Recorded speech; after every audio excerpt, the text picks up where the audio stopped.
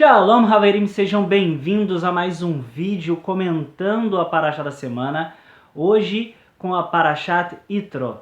A Parashá dessa semana leva o nome do sogro de Moshe Rabbeinu e é uma das poucas porções na Torá que recebe um nome pessoal como o nome da Parashá.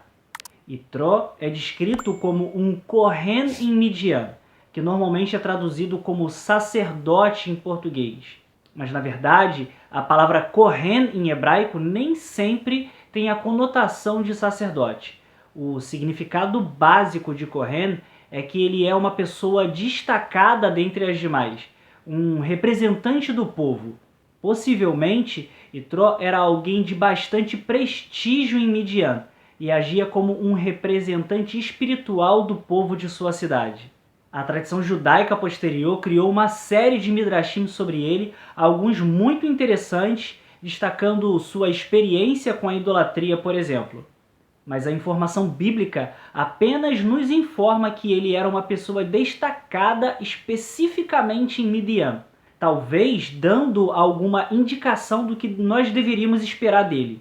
Midian é descrita na Torá como o nome da cidade possivelmente fundada por um dos descendentes de Avraham Avinu, de seu segundo casamento com Ketura. Isso poderia explicar, por exemplo, a sua hospitalidade em receber Moshe Rabbeinu em sua casa quando ele foi parar em Midian após a sua fuga do Egito depois de ter matado um egípcio para defender um de seus irmãos hebreus. E também pode explicar o fato de ele conhecer o Eterno e o monoteísmo. Apesar de a visita de Yitro ser citada aqui nesse ponto da Torá, ela só acontece de fato no segundo ano depois de os filhos de Israel terem saído do Egito, ou seja, depois do recebimento da Torá no Sinai, que é descrita nessa Parashá, e depois da ordem de construção do Mishkan, o tabernáculo sagrado que a gente vai ver nos próximos capítulos. A razão disso é que, na verdade, a Torá nem sempre se prende à ordem cronológica em que os fatos aconteceram. Ela, às vezes, desloca eventos históricos de seu contexto original para conectá-los a outros eventos, com a finalidade de nos ensinar algo muito importante. Ou seja, na Torá é mais importante o ensinamento prático do que a história propriamente dita. A história é apenas um veículo para os ensinamentos éticos e morais que precisam ser aprendidos e colocados em prática. Então, por que a Torá coloca a história de Yitro aqui, antes do recebimento da Torá? Uma boa resposta para essa questão poderia ser extraída da primeira frase da nossa Parashá, que diz o seguinte: Vaishma Yitro, Kohen Midian, Roten Moshe, et kol asher asa Elohim le Moshe uleIsrael amo, ki hotzia Adonai et Israel mimitzrayim. O texto nos diz que Yitro ouviu todas as coisas que Elohim fez em favor de Moshe e de Israel quando Hashem tirou Israel do Egito. Ou seja, que as notícias chegaram até ele em Midian. A conexão aqui poderia ser a saída dos filhos de Israel do Egito, que é um assunto ainda fresco na narrativa da Torá. Nós vimos isso na semana passada. Mas será que é só por causa disso? O Zohar diz que a visita de Yitro serve como uma preparação para o assunto que a Torá quer introduzir a seguir, ou seja, o recebimento da Torá. O ponto que o Zohar ressalta é que, diferente dos outros povos que ficaram amedrontados com tudo que Hashem estava fazendo em favor de Israel e fugiram, Yitro fez o contrário. Ele foi em direção de Hashem, numa atitude de aceitação, de reconhecimento.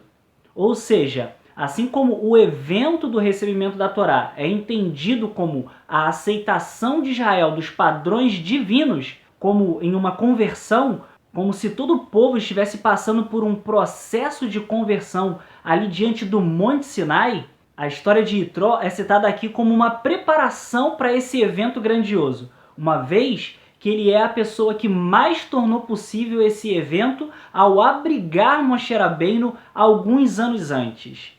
Yitro nos ensina como deve ser a nossa aceitação aos mandamentos e padrões divinos.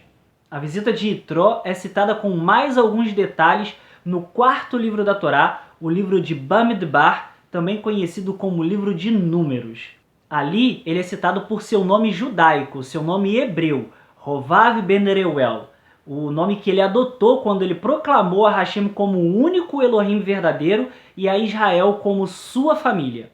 Em nossa porção, nós encontramos também Moshe Rabbeinu ouvindo atentamente e implementando a sugestão de Itró, seu sogro, sobre como ele deveria ouvir e instruir o povo de Israel. Moshe foi o maior de todos os profetas, e a Torá diz que nunca houve nenhum outro ser humano como ele que se comunicou diretamente com Hashem e recebeu a Torá. Itró não era um profeta, ele era apenas o sogro de Moshe. Mesmo assim, Moshe teve a humildade e a sabedoria de ouvir e seguir o conselho de Itró sobre a forma mais eficiente de reorganizar os tribunais, nomeando um nível intermediário de juízes que trariam a ele somente os casos mais difíceis de resolver. A inteligência pode até estar em nossos genes, mas a sabedoria certamente não. Uma pessoa só se torna sábia quando percebe que tudo em sua vida é uma oportunidade para aprender alguma coisa. Tudo que nos acontece e todos que conhecemos, sim, todos podem nos ensinar alguma coisa. Há uma história que foi transmitida oralmente acerca de Rabbeinu Yehoshua de Natzrat, ou seja, que não está registrada nos livros escritos sobre a sua vida e seus ensinamentos, e que está relacionada com a nossa Parashá, que relata um acontecimento de quando a sua família foi a Jerusalém para a celebração da festa do Pessah, como era feito todos os anos, quando Yehoshua ainda era um jovem, na idade do seu Bar Mitzvah. E a história relata que ele acabou se perdendo da família porque ele estava entretido com o estudo da Torá no Beit HaMikdash. Yehoshua estava no meio dos sábios, ouvindo eles ensinarem, fazendo perguntas para eles, aprendendo com as grandes luminárias que existiam em sua época. Era uma oportunidade de tanto, mas apesar do reconhecimento público de que ele era um jovem muito sábio, muito inteligente, sempre existem aqueles que, por excesso de zelo por seus mestres, tentam reprimir os mais jovens de se aproximarem tanto dos mais sábios. Todos conhecem parcialmente essa história porque ela é citada em Maasei Yehoshua, erroneamente identificado como Evangelho de Lucas.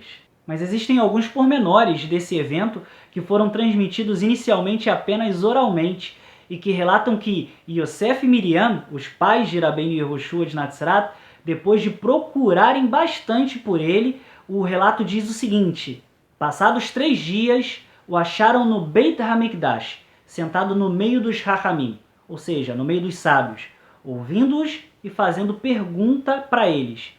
Naquele dia, estavam os Hachamim discutindo sobre assuntos de danos civis. E ele, ou seja, Yehoshua, começou a proferir alahot perante eles.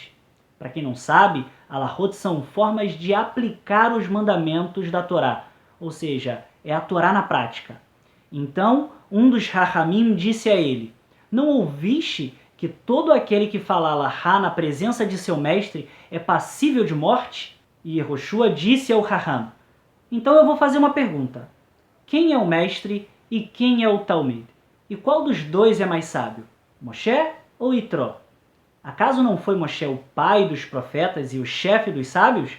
Além disso, a Torá testemunha acerca dele dizendo: e desde então, nunca mais se levantou em Israel um profeta como Moshe. Todavia, Itró, mesmo sendo um estrangeiro, ainda assim ele ditou a Moshe a conduta correta, conforme está escrito: e porás sobre eles chefes de milhares e chefes de centenas. Mas se disseres que Itró era maior do que Moshe, qual é o limite para sua grandeza? E todos que o ouviam se admiravam de sua sabedoria e de suas palavras. Não é sensacional? Todos nós nos destacamos em alguma coisa. Não importa o quão realizado nós somos, sempre há mais para aprender. E as lições geralmente vêm de maneiras inesperadas e surpreendentes quando as pessoas estão dispostas a ver a vida como uma experiência de aprendizado. As pessoas com quem aprendemos não precisam ser nossos pares ou superiores em inteligência. Cada pessoa com quem interagimos pode nos ensinar algo. O Pirkei Avot, a ética dos pais, pergunta: quem é sábio? E ela responde: aquele que aprende de todos. Todos, sem exceção. Se estivermos abertos a aprender as lições não convencionais da vida, nos tornaremos sábios e inspiraremos aqueles que nos rodeiam a sabedoria também. A porção da Torá dessa semana também relata como 7 semanas após a saída do Egito, o povo judeu experimentou o acontecimento mais grandioso de toda a nossa história, o recebimento da Torá no Monte Sinai. Os primeiros mandamentos ecoados no Monte Sinai deram sentido aos mais extraordinários conceitos da tradição judaica que foram ensinados pela primeira vez por Avraham Avinu, ou seja, o princípio da unidade do Criador. Hashem disse: eu sou o Eterno, teu Elohim, não terás outros deuses além de mim.